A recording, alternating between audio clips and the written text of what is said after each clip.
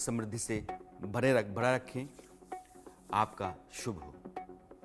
और अब बात बदलते हैं, अमेरिका चलते हैं। अमेरिका में राष्ट्रपति चुनाव के लिए पोलिंग चल रही है।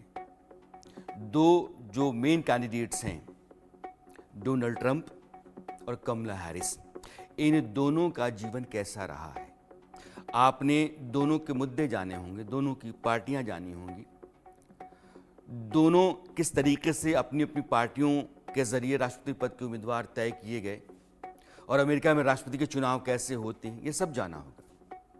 लेकिन ये दोनों अपने जीवन में क्या रहे, ये कैसे आगे बढ़ते रहे और यहाँ कैसे पहुँचे हैं, ये जानने की बारी है।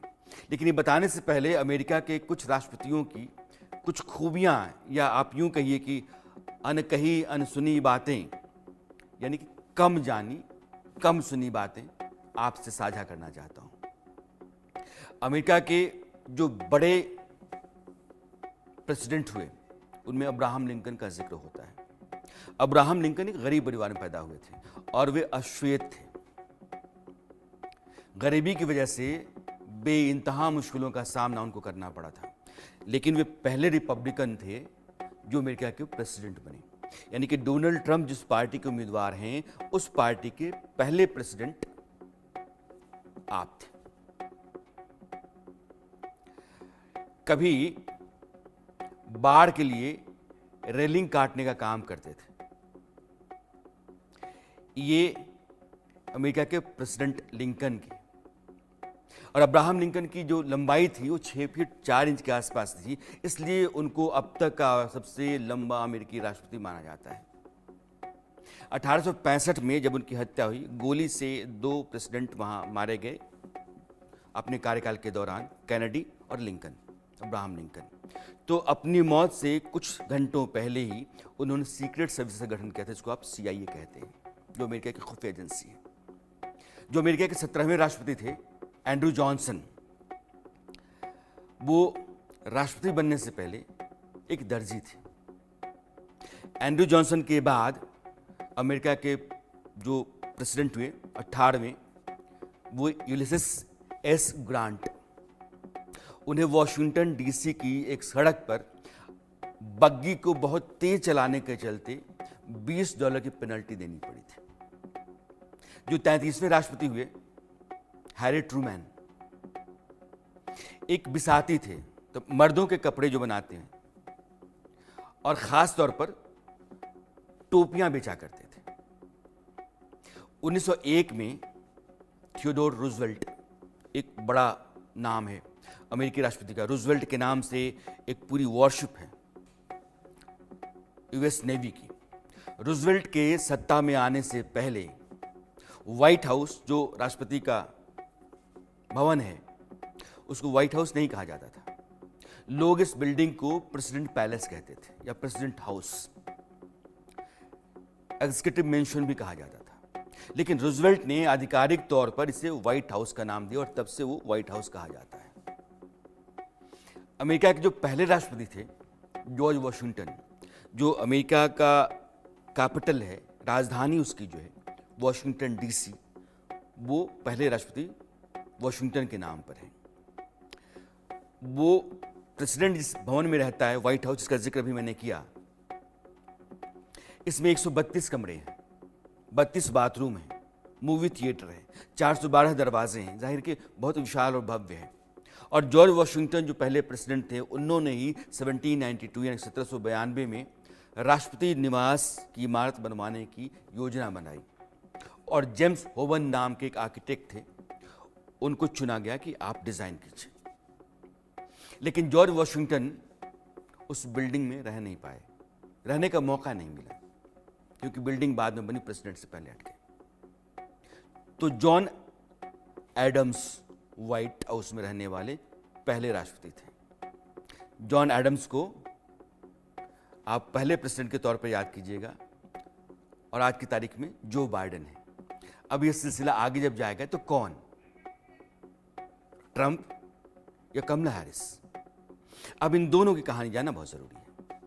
डोनाल्ड ट्रंप, ये न्यूयॉर्क में एक रियल एस्टेट यानी कि मकान बनाने वाले कारोबारी घराने में पैदा हुए और अपनी माँ बाप की चौथी संतान।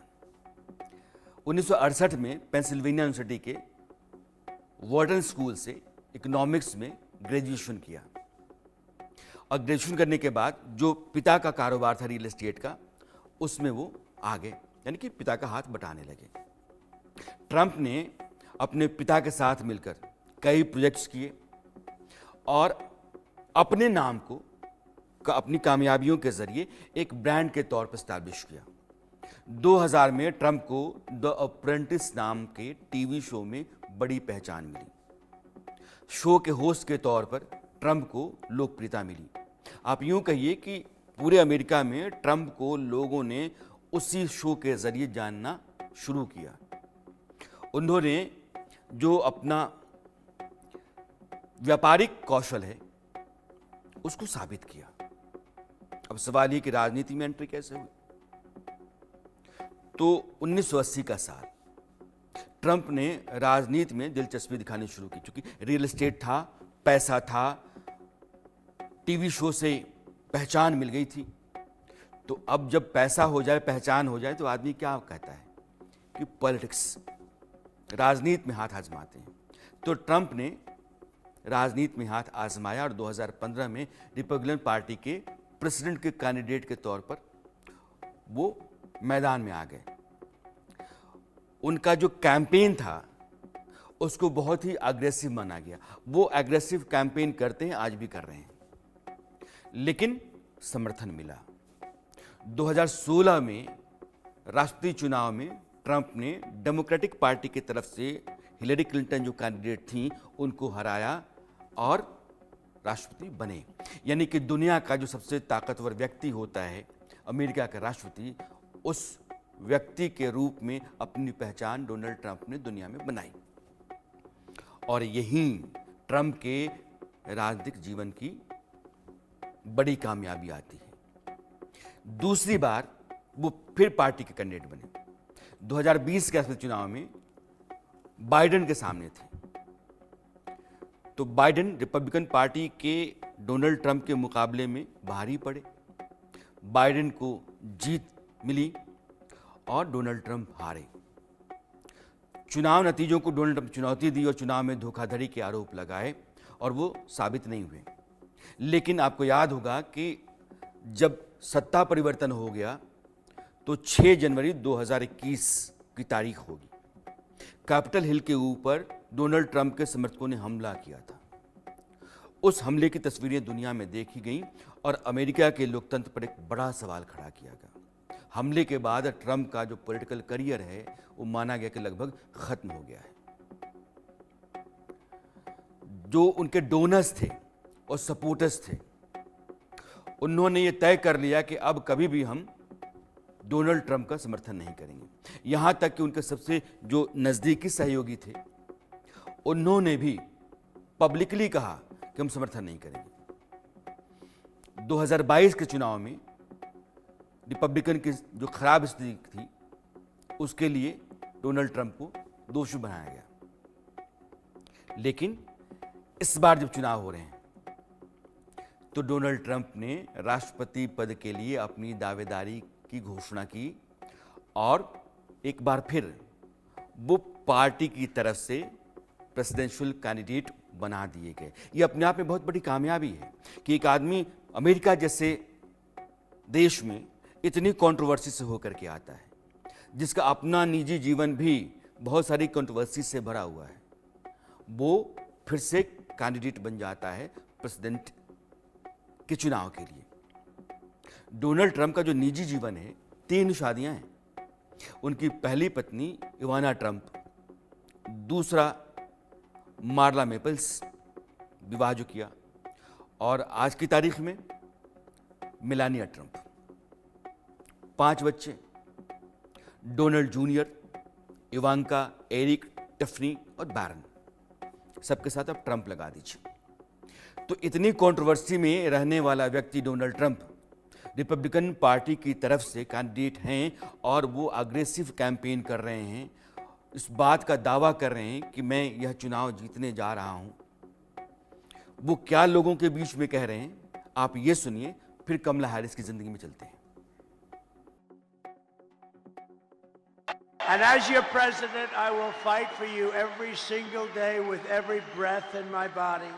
Together we will save this country, this great country that we love. We will defeat the corrupt system in Washington, because I'm not running against Kamala. I'm running against an evil Democrat system. These are evil people. And we're going to have the greatest victory in the history of our country.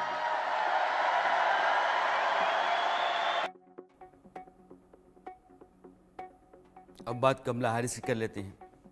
Kamala Harris आज की तारीख में America की vice president है और Democrat है। अभी वो अपनी पार्टी की तरफ से प्रेसिडेंशियल कैंडिडेट है। 20 अक्टूबर 1964 को जो कैलिफोर्निया है उसके ऑकलैंड में वो पैदा हुई। उनके माँ बाप दोनों बाहर से अमेरिका में गए हुए लोग थे। उनकी माँ का नाम श्यामला गोपालन और वो तमिलनाडु की थी। 19 साल की थी तो पढ़ने के लिए तमिलनाडु से अमेरिका गई। 1958 का वो दौर था जब अमेरिका में जो अश्वेत लोग थे, यानी कि जो ब्लैक्स थे, गोरे नहीं थे, उनकी लड़ाई चल रही थी। उनके लिए वह आंदोलन चल रहा था और उस समय उनकी मुलाकात, यानी कि श्यामला गोपालन की मुलाकात, कमला हैरिस की मां की मुलाकात जमैका के एक नौजवान से होती है। उस नौजवान का नाम था Donal Harris. Donal Harris Jamaican थे, श्यामला गोपालन हिंदुस्तानी थी, दोनों अश्वेत थे। अमेरिका में अश्वेतों का आंदोलन चलता था तो आंदोलन से दोनों जुड़े हुए थे।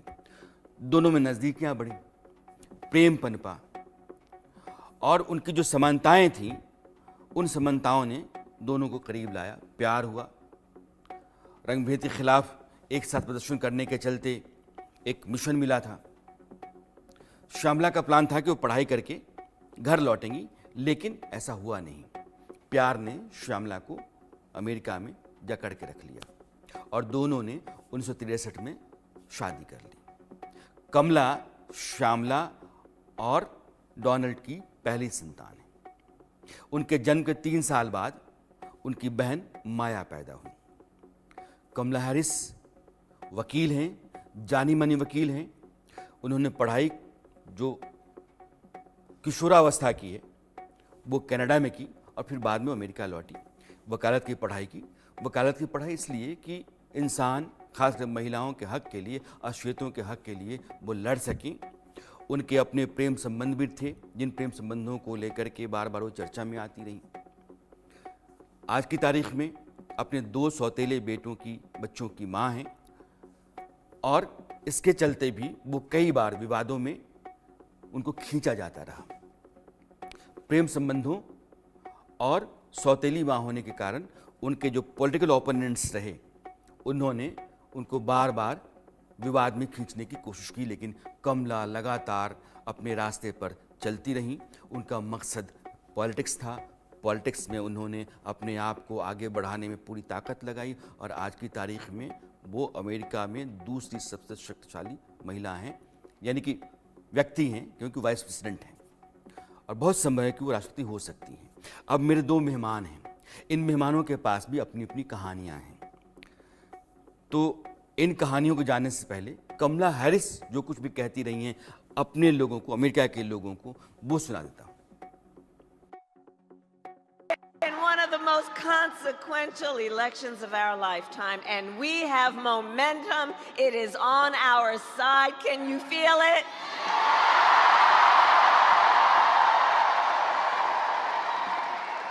And we have the momentum because our campaign is tapping into the ambitions, the aspirations, and the dreams of the American people. America के लोगों के सपनों को पूरा करना है। अगर कमला हैरिस राष्ट्रपति बनती हैं तो अमेरिका की पहली महिला राष्ट्रपति होंगी और वो पहली भारतीय मूल की व्यक्ति हैं जो अमेरिका के राष्ट्रपति होंगी। अगर वो चुनाव जीतती हैं तो मतदान अमेरिका में चल रहे हैं। अब मेरे साथ 2 मेहमान हैं। प्रदीप कपूर साहब हैं जो बार बार जुड़ते हैं, फॉर्मर डिप्लोमेट हैं आप, और सुमित पीर हैं, मेरे मित्र भी हैं और पॉलिटिकल एनालिस्ट हैं और ज़बरदस्त पकड़ आप दोनों की रहती है, समझ भी है। सुमित, आज आपसे शुरू करता हूँ। ये दोनों दो तरह की पर्सनालिटीज़ हैं। ट्रंप की पर्सनालिटी वाइब्रेंट, कंट्रोवर्शियल है, कमला हैरिस बैलेंस्ड, फोकस्ड। इन दोनों की खूबियाँ क्या हैं और खामियाँ क्या हैं आपकी नज़र में? जी, सबसे पहले राणा जी, शो पे बुलाने के लिए सादर प्रणाम और आभार, और सभी दर्शकों को नमस्कार। विषय पे आते हैं। देखिए, जो डोनाल्ड ट्रंप की छवि है अमेरिका की, अगर आप सबसे बड़ी हुई समस्या देखेंगे, वो है अमेरिका का बढ़ता हुआ डेट, वो है अमेरिका में इमिग्रेशन, अमेरिका में टेररिज्म के बढ़ते हुए थ्रेट्स, चाइना का इंटरफेरेंस, और जो एक अमेरिका का वर्चस्व ओवरऑल दुनिया में वो घटता नजर आ रहा है। ऐसे में और अमेरिका में एक और समस्या तो अब देखते हैं, शादियां होती नहीं है, बर्थ रेट जो है बहुत कम हो रहा है, और एक मतलब एक ऐसी परिस्थिति है जिसमें अमेरिकन प्राइड खत्म होती हुई नजर आ रही है। ट्रंप की छवि एक नेशनलिस्ट की है, ट्रंप की छवि एक बिलियनर बिजनेसमैन की है, और ट्रंप, मैं आपको बता दूं, अमेरिका की हिस्ट्री में पहले एक प्रेसिडेंट है जिनकी नेटवर्थ घटी है प्रेसिडेंट बनने के बाद। बाकी सबकी देखेंगे तो जीरो से हीरो बन गए, वो जीरो से मिलियनर या बिलियनर बन जाते प्रेसिडेंट बनने के बाद। बट ट्रंप एक ऐसे व्यक्ति है जिनकी नेटवर्थ घटी है। अब कमला हैरिस की बात करें, देखिए भारतीय मूल की है, उनके फादर अफ्रीका के है।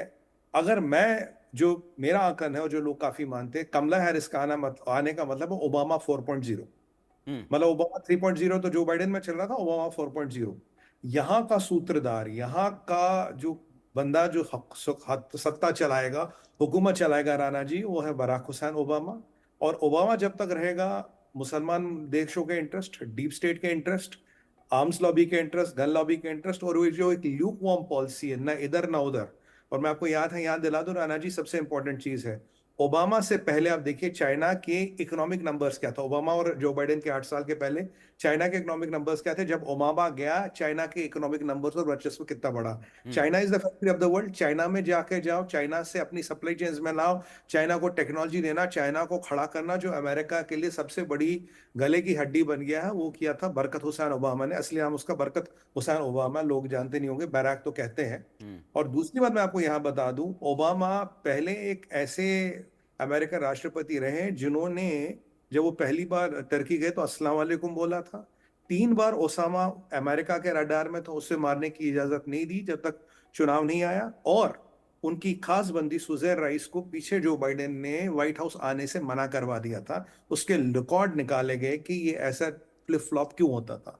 तो अगर आप लॉन्ग परिप्रेक्ष्य में देखें, मेरा मानना ये है कि देखिए, एक कठपुतली राष्ट्रपति से अच्छा है एक राष्ट्रवादी राष्ट्रपति, क्योंकि अमेरिका का यूक्रेन डोनाल्ड युद्ध, ट्रंप आप सुमित का कहना यह है कि अगर कमला हैरिस जीतती हैं, ठीक है भारतीय मूल की हैं, लेकिन आप कह रहे हैं कि बराक ओबामा चूंकि 2 बार खुद राष्ट्रपति रहे, अब जो बाइडेन हैं और फिर कमला हैरिस आएंगी, इसलिए सुमित कह रहे हैं कि वो बराक ओबामा 4.0 ये 4.0 चौथा फेज होगा बराक का, उसी एडमिनिस्ट्रेशन का।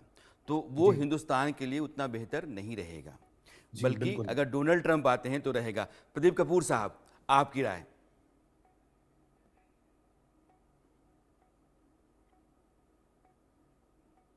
आप अनम्यूट कर लीजिए सर।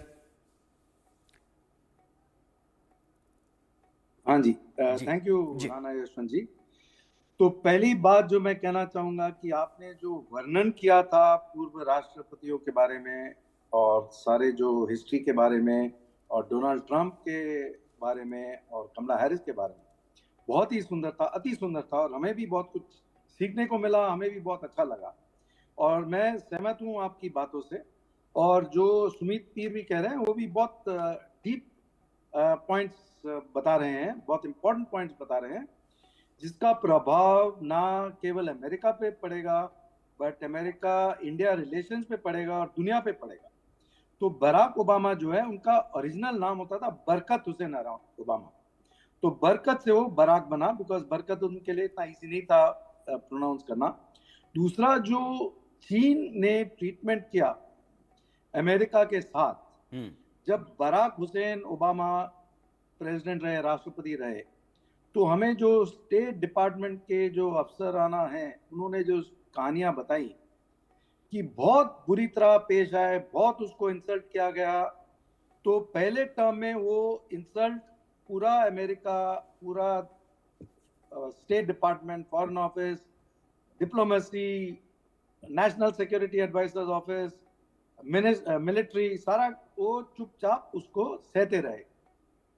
सेकेंड टर्म में जाके जब वो इंसल्ट उनके चलते, उसको जैसे किसी मीटिंग के लिए बुलाया गया शी जिनपिंग के साथ, आधा घंटा उसको वेट कराया गया जब तक शी जिनपिंग पेश नहीं हुए। तो ऐसे इंसल्ट के ऊपर इंसल्ट करते रहे और किसी को उन्होंने यहाँ पर क्यों तक नहीं करने दी और किसी को पता भी नहीं चला। ये इंटरनल डॉक्यूमेंट्स में रहा उनके। फिर जब एकदम हद पार हो गई फाइनली, फिर जाके सेकेंड टर्म में किसी टाइम पे बराक हुसैन ओबामा ने डिसाइड किया कि अब इंडिया की तरफ भी हमको झुकना पड़ेगा। तब उन्होंने जाके मोदी साहब के साथ थोड़ी सी रिलेशनशिप एस्टैब्लिश की। तो पहले तो हो गई ये बात। अब बाइडन के साथ भी जब एक मीटिंग हो रही थी, शी जिनपिंग की कमरे में मीटिंग हो रही है, कमरे के बाहर अभी अभी कुछ वक्तव्य हैं जो स्टेट डिपार्टमेंट के रिटायर्ड हो गए हैं जो, तो उन्होंने बताया कि कमरे के बाहर झड़प हो गई अमेरिकन ऑफिशियल्स की और चीनी ऑफिशियल्स की, और उसमें एक दूसरे को मार पीटने लग गए। तो फिर जाके जो चीफ्स हैं वहाँ के प्रोटोकॉल के, उन्होंने आके वो फाइटिंग स्टॉप की कि ये मीटिंग अंदर चल रही है तो आप जरा सा ठीक से पेश आए एक दूसरे के साथ। तो ऐसे ऐसे इंसिडेंट होते रहे हैं। प्लस जो एस्पेक्ट साउथ चाइना सीज का, ईस्ट चाइना सीज का है, उसमें जो यूएस नेवी को, यूएस एयरफोर्स को जो almost on a daily basis, जैसे वो लिखेंगे कि 300 दिलचस्प कहानियां हैं आप दोनों के पास, और मेरे दोनों मेहमानों की मोटे तौर पर राय ये है जी कि हाँ जी, तो ये सब चीजें जो है बहुत प्रदीप जी, बस समय की थोड़ी तंगी है, लेकिन मेरे जी। दोनों मेहमानों की राय ये है कि कमला हैरिस के आने से बेहतर हिंदुस्तान के लिए डोनाल्ड ट्रंप का आना है। अमेरिकी जनता के हाथ में फैसला है, लेकिन नतीजे पर दुनिया भर की नज़र है। आप दोनों का बहुत बहुत धन्यवाद जुड़ने के लिए। बहुत इंटरेस्टिंग फैक्ट्स थे जो आप दोनों ने शेयर किए हैं, ज़बरदस्त। लिंडन जॉनसन अमेरिका के राष्ट्रपति हुआ करते थे और 1965 के युद्ध में भारत की सेना लाहौर तक चली गई। अमेरिका की नींद उड़ गई। उन्होंने शास्त्री को फ़ोन कर, शास्त्री जब भारत के प्रधानमंत्री हुआ करते थे, कहे कि सुनिए, जो आपको मैं लाल गेहूँ भेजता हूँ खाने के लिए वो बंद कर दूंगा, आप अपनी फौज को वापस बुलाइए। शास्त्री ने कहा जो करना कर लो।